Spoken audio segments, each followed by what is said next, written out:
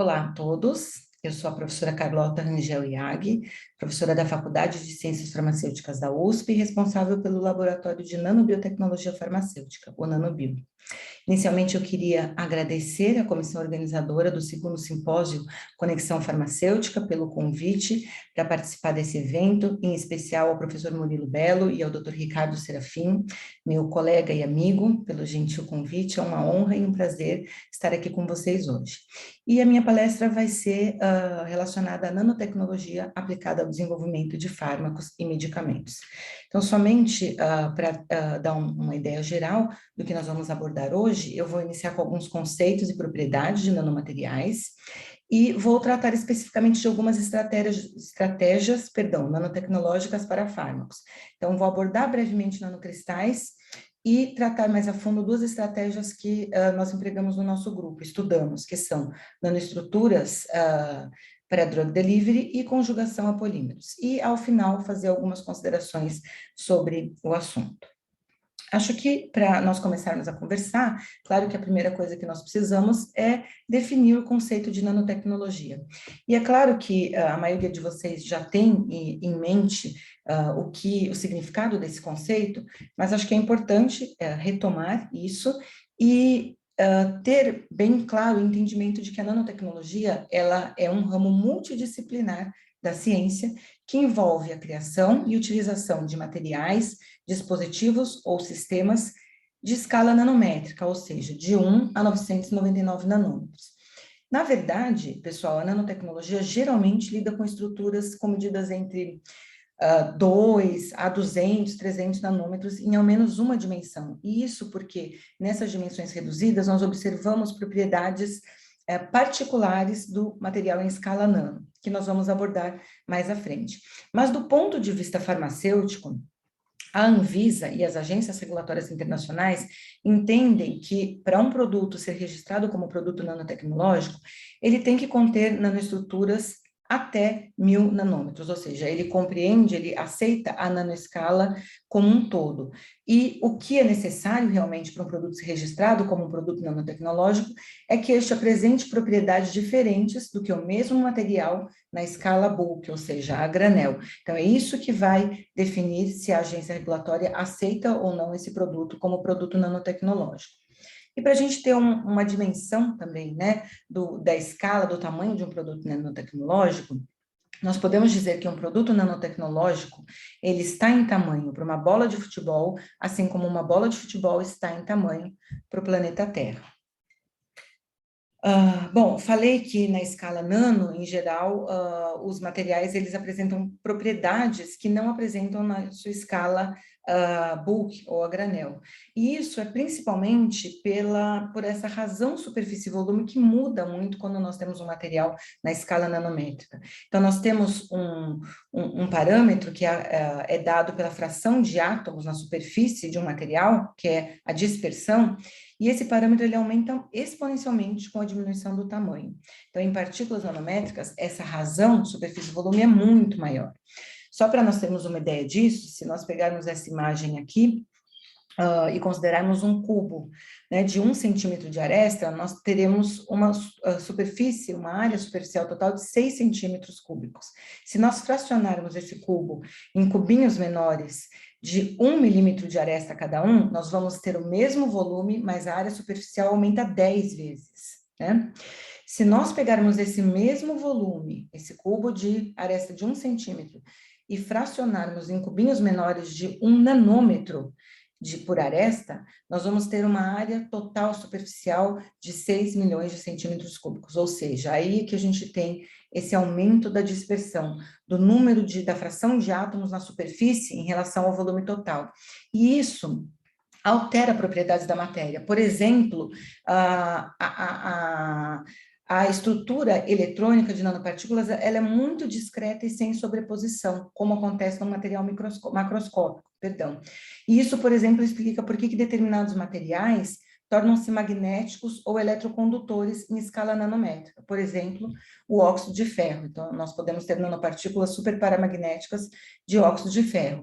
E tudo isso pode, então, ser empregado tecnologicamente. no campo farmacêutico, por exemplo, para diagnóstico e tratamento. Propriedades ópticas também variam. Então, dependendo do tamanho, por conta dessa sobreposição eletrônica, materiais podem absorver em comprimentos de onda diferentes e serem observados em dispersão coloidal com cores diferentes. Nanopartículas de ouro, por exemplo, quando elas são menorzinhas, por volta de 20 nanômetros, nós temos aí um sistema coloidal de coloração avermelhada. Quando elas aumentam em tamanho, isso já fica roxo. E isso, por exemplo, pode ser, existe, né, uma hipótese de diagnóstico.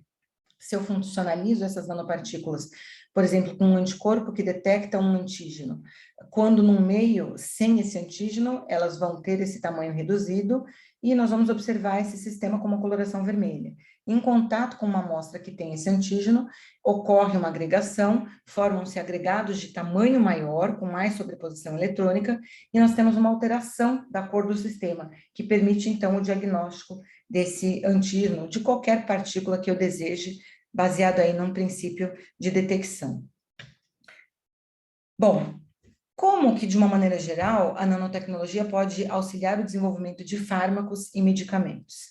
Então, as principais formas que nós temos para que a nanotecnologia auxilie no desenvolvimento de fármacos e medicamentos são, primeiro, essa possibilidade de redução de tamanho de partícula de fármacos existentes para a escala nanométrica.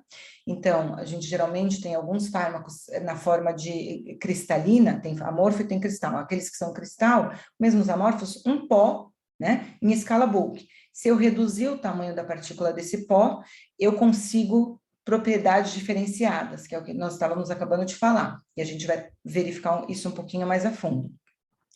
Mas eu também posso pensar na possibilidade de aumento do tamanho da molécula, né? Então, cada molécula de um fármaco tradicional tem por volta de alguns angstroms.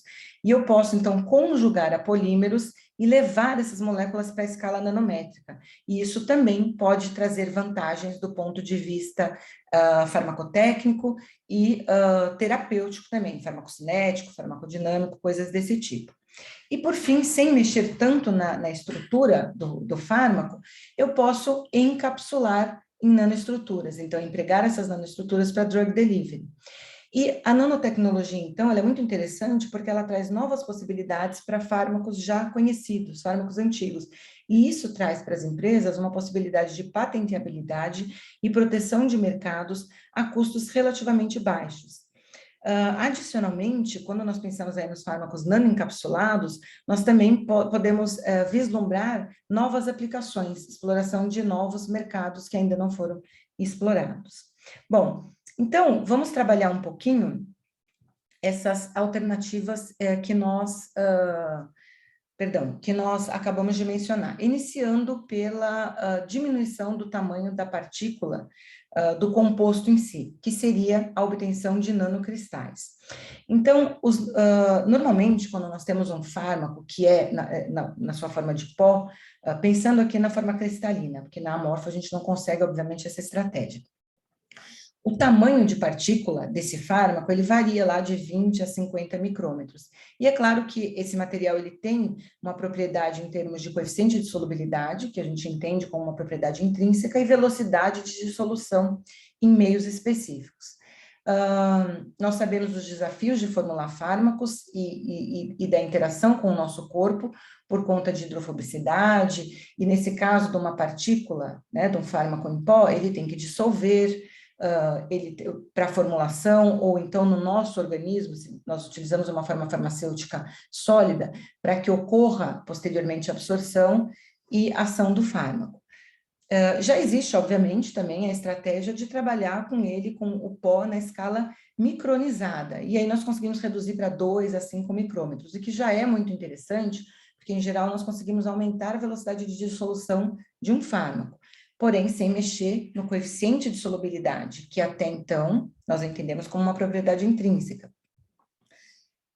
Quando nós temos esse mesmo fármaco na escala nanométrica, né, então nós temos nanocristais de fármaco, nós não somente conseguimos aumentar significativamente a velocidade de dissolução, muito mais do que na forma micronizada, mas nós conseguimos mexer nessa propriedade intrínseca que é o coeficiente de solubilidade, ou seja, nós conseguimos solubilizar uma quantidade maior daquele mesmo fármaco em um determinado volume de meio. Então, quando nós administramos um fármaco que está na forma de nanocristal, nós podemos ter um ganho significativo em termos de ação desse fármaco, né? Porque existe um aumento significativo na solubilidade desses fármacos.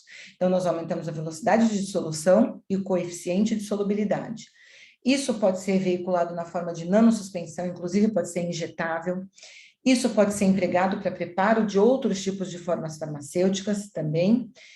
É claro que existe uma preocupação com a estabilidade desse nanocristal, então ele está lá suspenso. Será que em uma nanosuspensão não vai haver interação, isso vai agregar? Essa é uma preocupação farmacotécnica e existe a necessidade da adição de tensoativos, polímeros para estabilizar.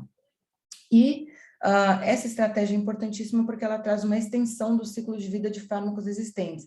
Então, uma empresa que já trabalha com um fármaco, tem as suas formas farmacêuticas e ela desenvolve um nanocristal desse fármaco, ela aplica para uma nova patente, e isso é entendido como um novo produto, porque você realmente pode, alterar propriedades farmacocinéticas, por exemplo, desse material, né? Então, é importante você tem aí um novo produto. Do ponto de vista da nanotecnologia, né, os nanocristais como estratégia, eles são muito interessantes. Talvez a estratégia mais interessante nanotecnológica para fármacos clássicos, fármacos tradicionais do tipo small molecule drugs. Porque, na verdade, o sistema nano é o próprio fármaco, nesse caso, né? Então, nós temos um alto conteúdo de fármaco, ou seja, 100%, eu não sei o polímero lá adicionado para estabilizar, mas é 100%, a nanoestrutura é 100% fármaco, é um sistema de drug delivery simples de ser estudado, a taxa de liberação depende somente da taxa de dissolução desses nanocristais, a biodistribuição é controlada também pelas leis de cinética de dissolução desse fármaco, tecnologia de produção simples e eficiente, então, na verdade, você precisa de um sistema de homogeneizador com pistão alta pressão para fracionar esse material bulk, e aí isso vai ser, então, aspergido num spray dryer e seco, de maneira que as gotículas formem, então, após secas, os nanocristais. Como mencionei, podem ser empregados na forma de nanosuspensões, que podem ser incorporadas em macrocápsulas, comprimidos, aerossóis, podem ser injetáveis, onde aumentam, geralmente, tanto a concentração plasmática obtida, quanto, muitas vezes, o tempo em que isso fica em contato, e quando nós pensamos em delivery pulmonar, ou mesmo via oral, nós temos a vantagem desses nanocristais apresentarem alta adesividade, por conta dessa relação superfície-volume. Então, eles aderem nas paredes desses tecidos. E, por exemplo, no estômago, após a administração oral, você tem uma alta aderência, intestino também, e aumenta a biodisponibilidade do fármaco. Bom, uma outra estratégia que nós temos, obviamente, é a conjugação a polímeros. Então, no caso anterior, nós estamos falando do material, né, dos nanocristais que contém diversas moléculas de fármaco lá. Então, é um agregado de moléculas formando um nanocristal. Aqui, na conjugação, a estratégia é outra. Então, o que nós vamos fazer é ligar moléculas individuais do fármaco a estruturas mais complexas, que são os polímeros. E aí, nós podemos pensar em diversas possibilidades. Então, pensando nos fármacos químicos tradicionais, nós podemos ligar a polímeros lineares, diversas moléculas de fármaco, podemos ligar a polímeros específicos, que são aqueles ramificados, né? Uma estrutura típica, que é conhecida como dendrímero, e que forma nanoestruturas que têm uma característica mais parecida com o sistema nanoestruturado clássico, que seriam estruturas esféricas, hidratadas, e nesse caso, com uma alta quantidade de fármaco. Podemos pensar também nos biofármacos proteicos ligados a unidades poliméricas, e essa, na verdade, talvez no momento seja a melhor aplicação, ou a mais comum, que nós temos com exemplos aprovados no mercado de conjugação de fármacos a polímeros, e por que não podemos pensar também na conjugação de fármacos químicos tradicionais a proteínas. Então, proteínas são polímeros de aminoácidos. Então, aqui nessa categoria, nós também podemos entender, por exemplo, as estratégias de conjugação de fármaco químico a anticorpos, né? E aí, muitas vezes, a gente tem até por exemplo, se essa ligação for clivável, um profármaco recíproco, o anticorpo ele faz um reconhecimento e já direciona o fármaco ao alvo específico. Podemos ter também esses fármacos químicos ligados, por exemplo, à albumina, né? Então, isso para aumentar o tempo de circulação de um fármaco, é uma estratégia comum. Então, nesse caso, seria a conjugação de um fármaco químico tradicional a um polímero, que nesse caso é uma proteína. Bom, quando nós pensamos nos polímeros que nós temos aí disponíveis, é claro que diversos polímeros podem ser empregados, poliglicina, poliácido glutâmico, poliácido glicólico, lático, poliácido lático coglicólico, mas o mais comum, o mais empregado até hoje e aprovado pelas agências regulatórias é o polietileno-glicol, que é um polímero constituído de unidades de óxido de etileno. Então, a estratégia de ligação a polietileno-glicol, ela é conhecida como PEGylação. E a PEGylação, então, ela é a ligação química, preferencialmente covalente. Existem alguns exemplos de ligação não covalente, mas na maioria das vezes é ligação covalente mesmo, do polietileno-glicol, que é esse polímero representado aqui, a fármacos, nanoestruturas também podem ser pegyladas, e proteínas, tá? Então, aqui eu deixei um exemplo de proteína, porque como eu mencionei, até então a pegylação, ela foi mais estudada e nós vemos mais exemplos de aplicações de pegylação de proteínas, mas vem aumentando muito o emprego da estratégia de pegylação para fármacos químicos também. Vou mencionar um exemplo para vocês. Então, é a ligação química, geralmente covalente, de polietileno-glicol, que é esse polímero, a proteínas, fármacos e etc. E, para isso, é claro que se a gente olhar aqui para o PEG e pensar em termos de reatividade química, nós temos 2 hidroxilas, que são grupos que nós conseguimos fazer reações químicas. Poderia empregar o próprio PEG, principalmente para fármacos químicos. Quando nós pensamos na pegylação de proteína, em geral, nós empregamos um PEG modificado, então nós adicionamos em pelo menos uma das extremidades porções conectoras que têm uma reatividade química diferente e do nosso interesse para realizar o tipo de ligação com o grupo que nós temos disponível no fármaco ou na proteína em questão. Quando nós estamos pegando proteínas, em geral, nós metilamos a outra extremidade, utilizamos um PEG que tem a outra extremidade metilada, justamente para não acontecer reação nas 2 extremidades, o que levaria, vou mostrar para vocês, a formação, na verdade, de uma malha de hidrogel proteico, que pode até ser feito, mas não corresponde à estratégia de pegylação de proteínas. Bom, quais são as vantagens que a pegylação pode fornecer? Então, primeiro, um aumento do tamanho da molécula, isso tanto para fármacos químicos, que é exatamente muitas vezes o que a gente quer, quanto para proteínas. Então, você consegue reduzir filtração renal, alterar a biodistribuição, prolongar significativamente a meia-vida. Proteínas, principalmente, né? Então, a gente tem, por exemplo, proteínas terapêuticas que não pegyladas têm um esquema de administração de 3 vezes por semana e pegyladas uma vez a cada 15 dias, só para se ter uma ideia do quão importante é esse aumento de meia-vida. Proteger, aqui especificamente no caso de biofármacos, né, de proteínas, proteger sítios antigênicos. Então, nós sabemos que biofármacos proteicos apresentam, intrinsecamente, eles geram uma resposta imune antigênica no nosso corpo, que pode ser mais grave ou menos grave, pode ser desde uma simples alergia até anafilaxia.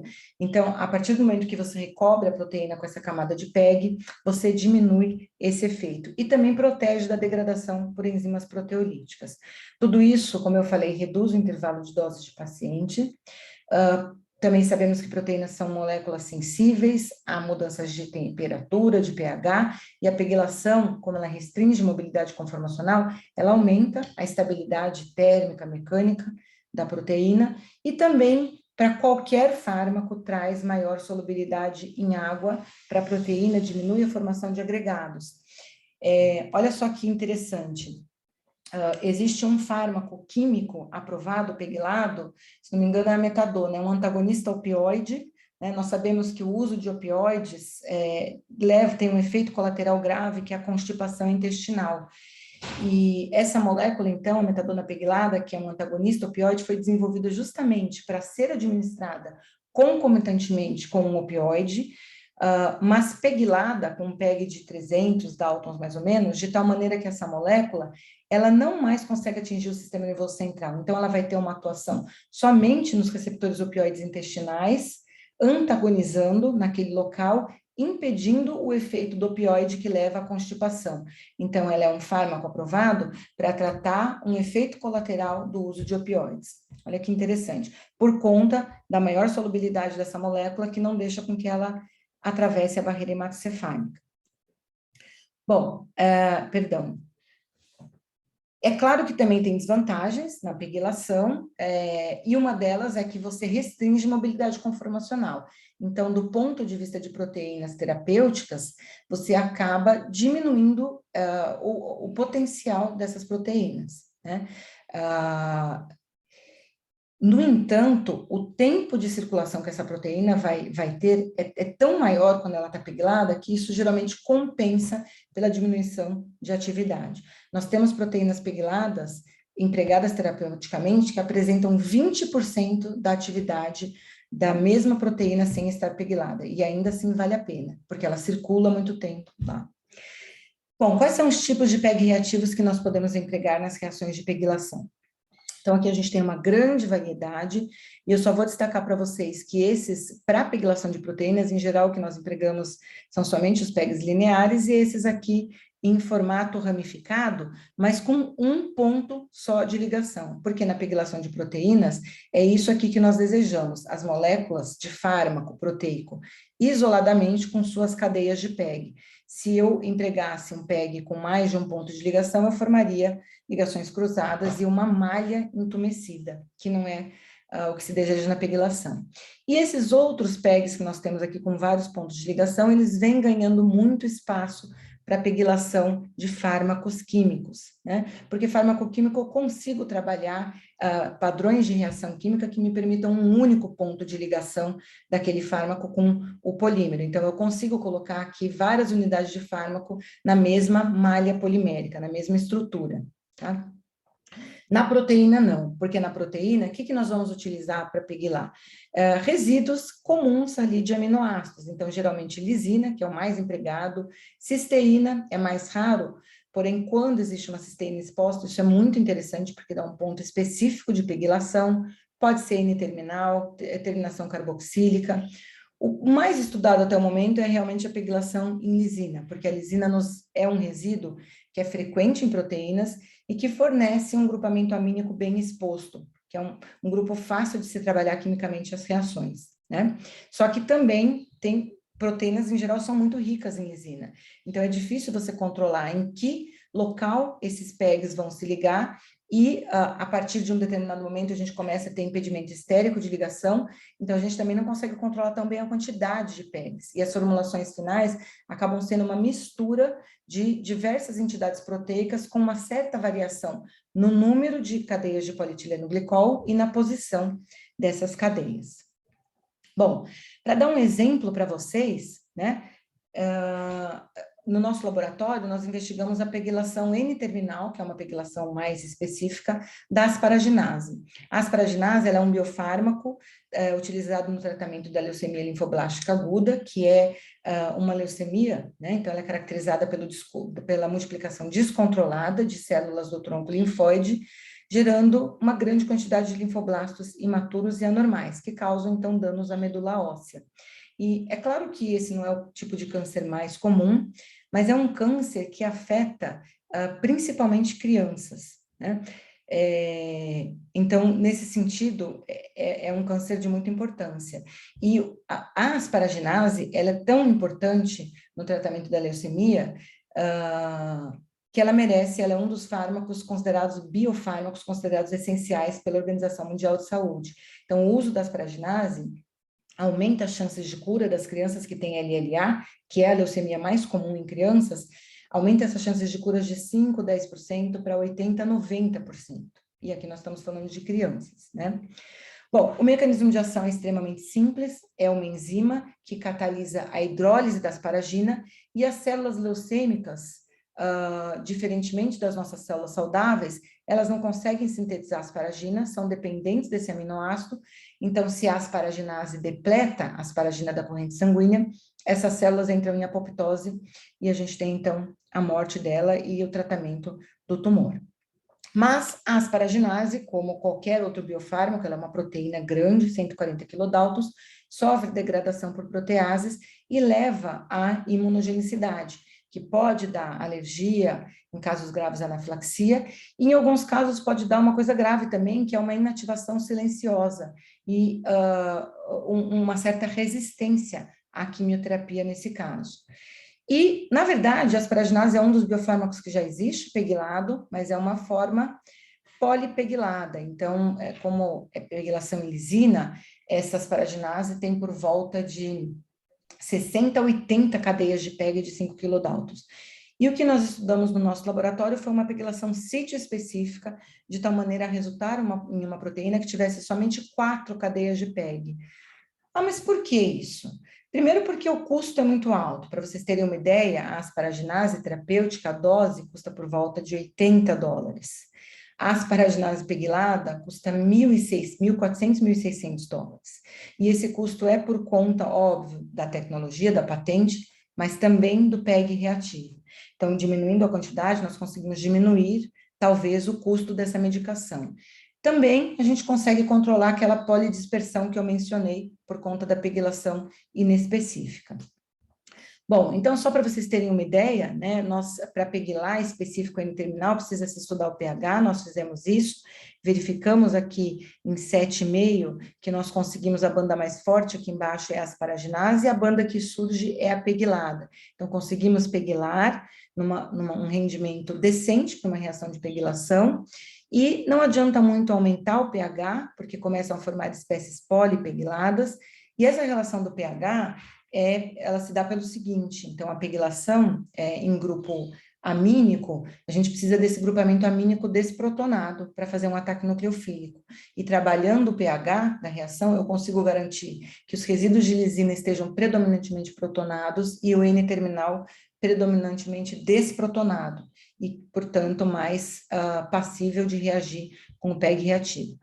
Mas mais importante é que nós observamos que esta enzima pegilada, quando nós colocamos essa enzima em contato com as principais proteínas que degradam a asparaginase, que são a catepsina B e a asparaginil endopeptidase, nós observamos que a enzima asparaginase sem pegilar, ela tem clivagem pelas proteases, ou seja, a gente vê que a banda no gel de eletroforese caiu numa região mais baixa.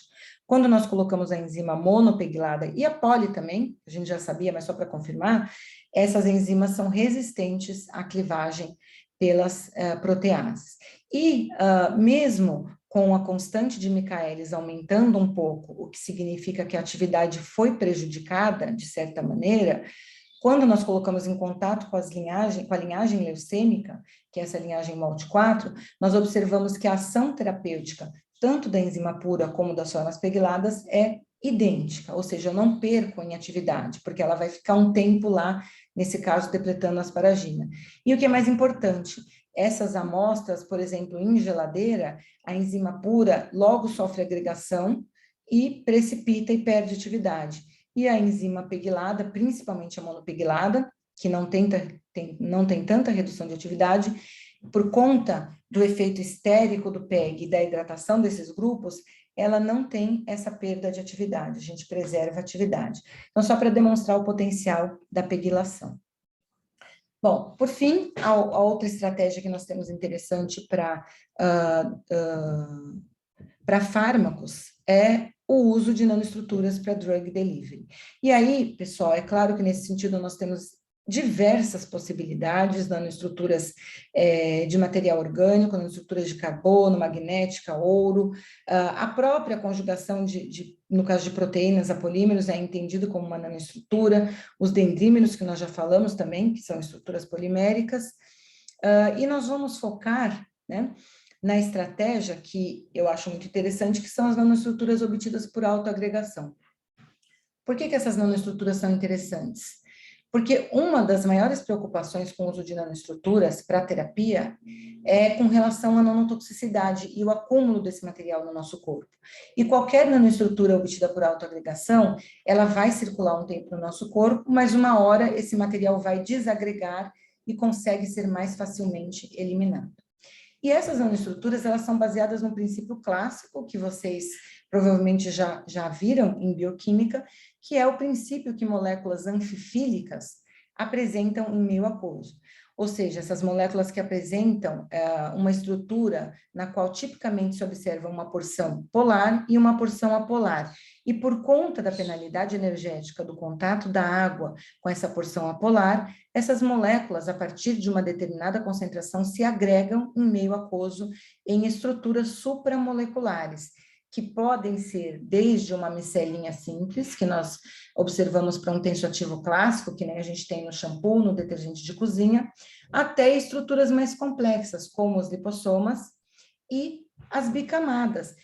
Que, na verdade, pessoal, esse é o princípio que permitiu a evolução da vida na Terra, né? Então, a compartimentalização em células de organelas que permitiu, então, a evolução e organização posterior em tecidos. Então, na verdade, a gente pode pensar num lipossoma, numa vesícula formada por uma bicamada de fosfolipídios, como uma simplificação absurda, óbvio, mas uma simplificação de uma célula. E aí é claro que dentre as nanoestruturas, a mais comum que nós temos para drug delivery são os lipossomas, que a gente já tem vários exemplos de produtos aprovados, inclusive. Então, os lipossomas são vesículas obtidas pela autoagregação de fosfolipídios em bicamadas que em meio aquoso se fecham, formando essa estrutura geralmente esférica. E aí, nós podemos incorporar tanto fármacos hidrofílicos no interior dessa vesícula, quanto hidrofóbicos aqui na bicamada. Podemos funcionalizar com anticorpos, com aptâmeros, qualquer material para reconhecimento e para direcionamento. Um dos maiores problemas dos lipossomos é que eles acabam sendo facilmente reconhecidos pelo sistema, fagocítico mononuclear, pelos macrófagos, e o tempo de circulação não é... deixa eu passar esse helicóptero.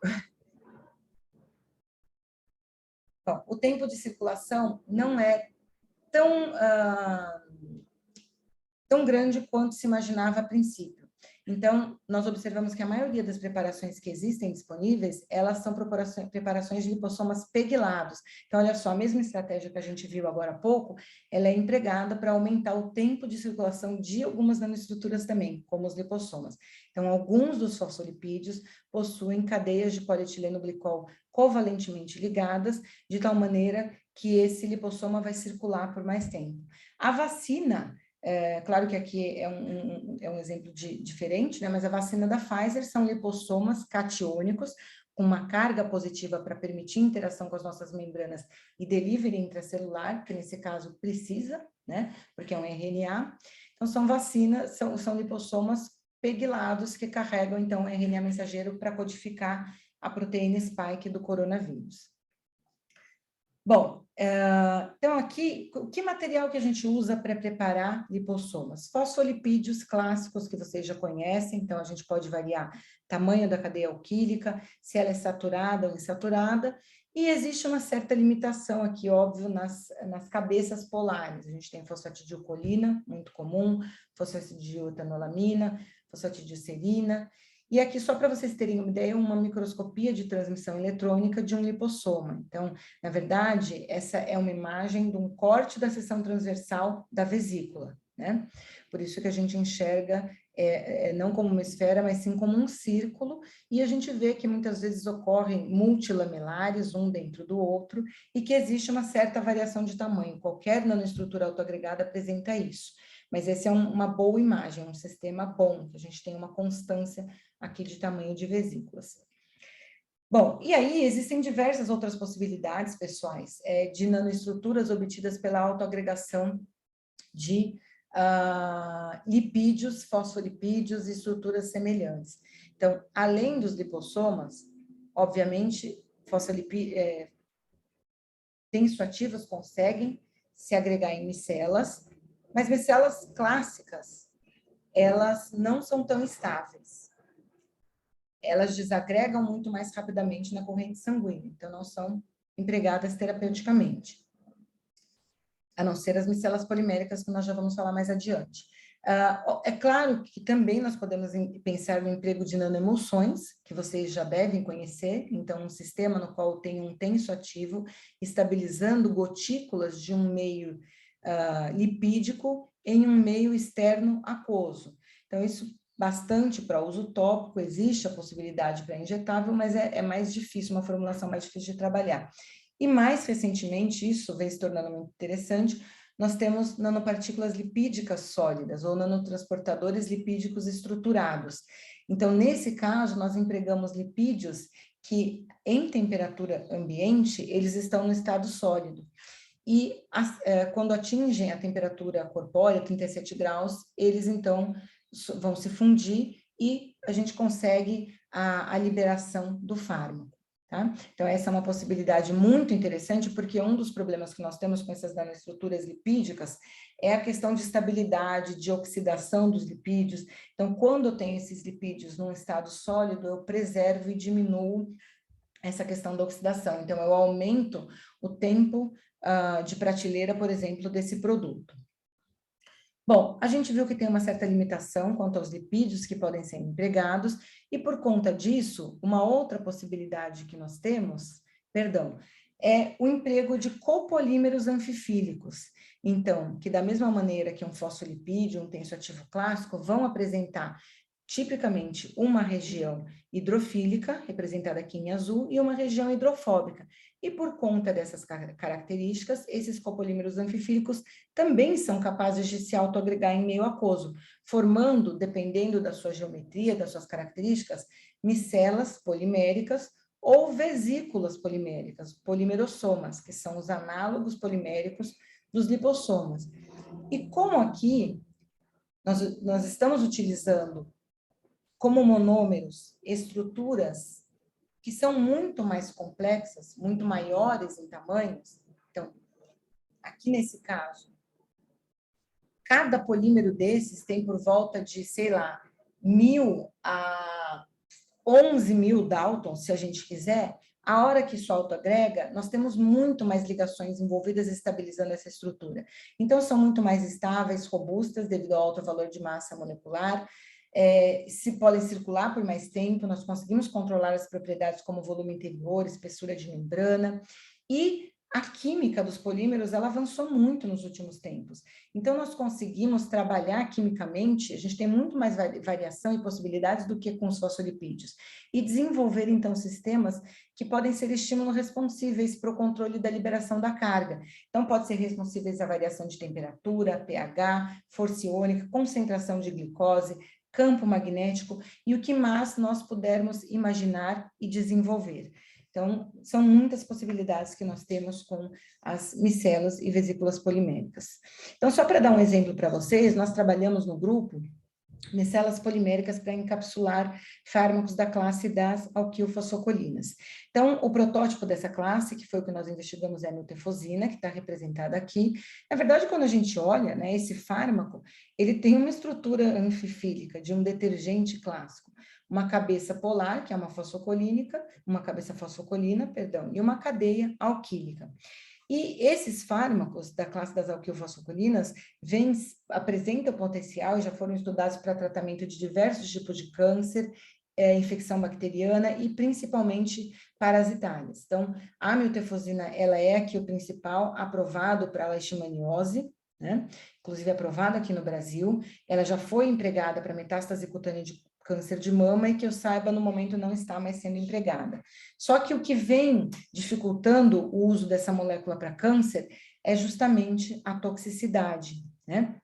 Então, nós estudamos bastante o mecanismo de ação dessas moléculas, vimos que, obviamente, envolve interação com quinases de membrana pela estrutura anfifílica clássica de um tensoativo, então é muito envolvido com interação com membrana. Então existe um mecanismo específico de interação com quinases de membrana, como a PKC-alfa, existe uma hipótese de dano ao transporte não vesicular de colesterol para o retículo endoplasmático, porque a miltefosina, ela tende a se acumular em regiões ricas em colesterol, estabilizando, né, que diminui a energia, estabiliza a presença do colesterol na membrana, então ela aprisiona ele lá na membrana. Mas existe também uma questão aqui de toxicidade por conta da modulação da permeabilidade e composição da membrana. Então, a miltefosina, ela forma micelas também, interage com a membrana e causa efeito hemolítico e toxicidade gastrointestinal. No caso da leishmania, há níveis que nós consideramos aceitáveis. Para câncer, isso tem dificultado, impedido o uso dos fármacos dessa classe. E aí, o que nós fizemos, então, foi nanoencapsular a miltefosina em micelas poliméricas, né? Empregamos esse copolímero anfifílico, que é formado por 2 porções de polióxido de etileno e uma porção central de polióxido de propileno.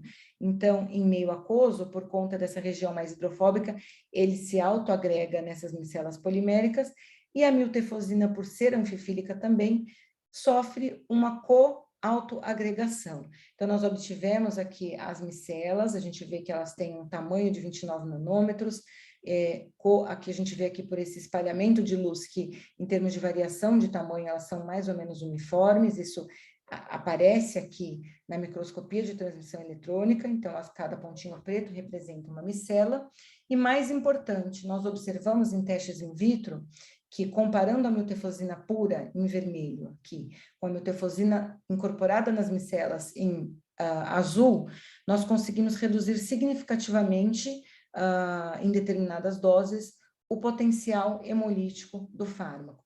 E isso tudo preservando a atividade citotóxica frente a linhagens tumorais de câncer de mama, tá? Câncer de colo aqui, perdão. Bom, então, isso foi só para dar um exemplo, né, de como nós podemos utilizar nanoestrutura para trazer, nesse caso, por exemplo, uma nova aplicação de um fármaco que já é aprovado para leishmania, e talvez as micelas poliméricas permitissem a aplicação para câncer, né? A gente, inclusive, patenteou isso. Então, pessoal, nós acho que com o que nós discutimos até agora, conseguimos ter um panorama e observar que a nanotecnologia, ela traz estratégias importantes para aprimorar e muitas vezes para viabilizar o emprego terapêutico de moléculas. É claro que os maiores entraves e desafios que nós temos até o momento são referentes à questão da toxicologia, então nós estamos evoluindo no entendimento da nanotoxicologia, mas existe uma grande preocupação. Porém, a gente viu com exemplos hoje que alguns sistemas são muito mais seguros do ponto de vista terapêutico. E nós podemos, sim, avançar no desenvolvimento e aprimoramento de fármacos com essas estratégias. Um outro entrave ou desafio é a formação de pessoal qualificado, que também está em andamento e vem melhorando. A questão regulatória, então é tudo muito novo e as agências regulatórias ainda estão, a Anvisa, por exemplo, ainda está desenvolvendo os seus guias referentes mais substanciais referentes à aprovação de medicamentos, produtos nanoestruturados. E o investimento das empresas iniciais de infraestrutura, né, que tem um custo relativamente elevado. E para melhorar tudo isso, óbvio, nós precisamos de políticas públicas que apoiem o desenvolvimento da nanotecnologia no país, farmacêutica, que capitalize as invenções e desenvolvimentos da academia, e traga também um maior investimento das empresas, auxilie ao estímulo do maior desenvolvimento por parte das empresas nacionais do setor nanotecnológico farmacêutico. Então, era isso que eu gostaria de apresentar para vocês. Fico depois à disposição para dúvidas, ficou o meu contato, meu e-mail, né? Acho que no princípio do slide, deixo aqui as nossas redes sociais, a gente está sempre postando trabalhos do grupo, diversas notícias referentes à nanotecnologia, e agradeço a todos vocês pela atenção. Muito obrigada.